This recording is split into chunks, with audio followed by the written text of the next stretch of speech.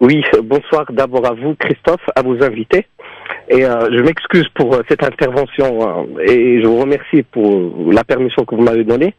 Maintenant, en fait, je vais commencer par ce que vous avez dit, enfin, ce que j'ai entendu en dernier, la séparation, enfin, prendre que le Coran comme source de notre religion. Ce que je pense, et que le Coran lui-même, si on prend que le Coran, on pourrait pas tout connaître notre religion. Je prends exemple juste la prière.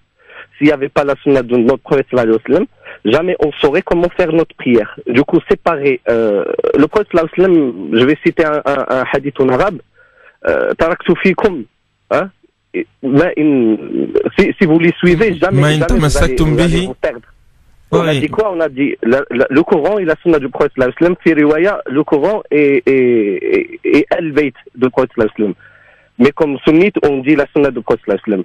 Alors la sunna, c'est un complément enfin vers la religion. Maintenant, la différence entre l'interprétation des savants et la vraie sunna du prophète sallallahu alayhi wa sallam, parce que la sunna n'a pas besoin d'interprétation. C'est justement quelques savants qui choisissent une route et qui se justifient par la sunna du prophète sallallahu alayhi wa sallam. Alors il faut différencier entre les interprétations des savants et la vraie sunna du prophète sallallahu alayhi wa sallam. Enfin, ce que je pense. Maintenant, oui. Je crois aussi qu'il y a un mélange entre enfin, dans la compréhension des gens musulmans, premièrement, qui ont transmis cette compréhension aux occidentaux, pardon.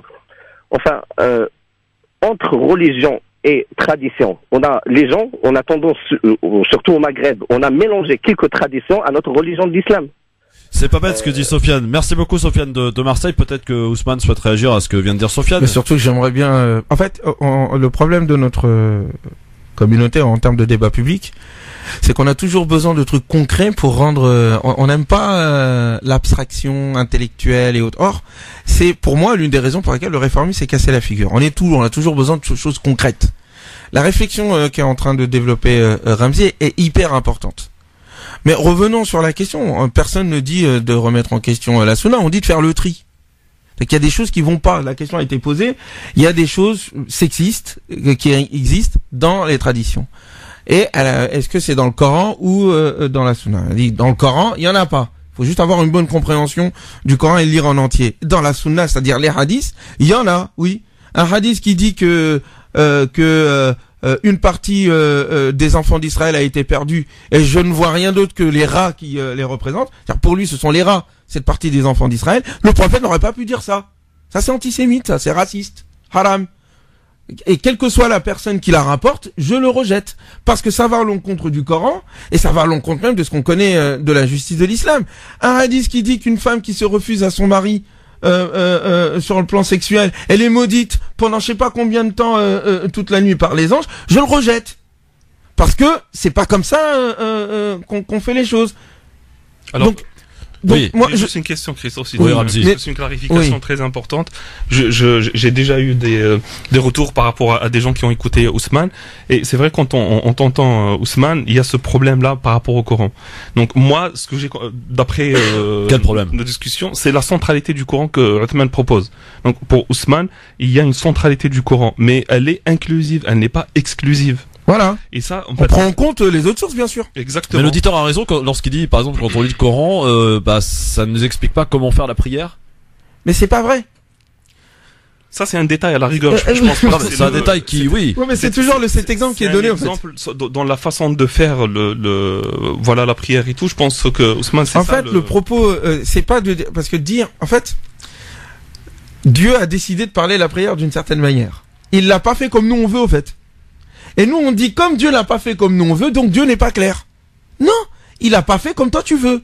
Il a décidé de pas donner le nombre de raka'at. Pas de dire il y en a 5, il y en a 6. Il a laissé ces détails-là à son prophète.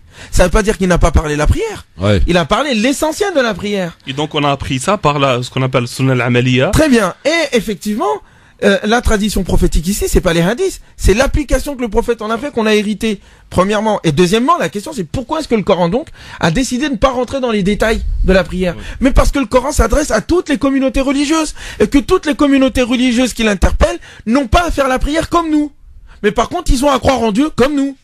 Et c'est ce qui fait l'universalité du Coran. Si le Coran rentrait dans les détails que les musulmans veulent, il ne serait plus universel. Donc la question, c'est pas de dire le Coran n'est pas clair. Ou sans le Coran, sans la Sunna, le Coran serait incomplet.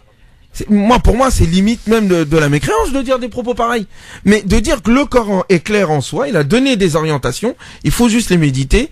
Et la centralité du Coran ne veut pas dire qu'on rejette le prophète. Bien au contraire. On corrige les mensonges qui ont été dits sur le prophète. Pour qu'il soit un véritable modèle. Alors, Ramzi, tu n'es pas coraniste. Ah bah non, je peux pas être coraniste.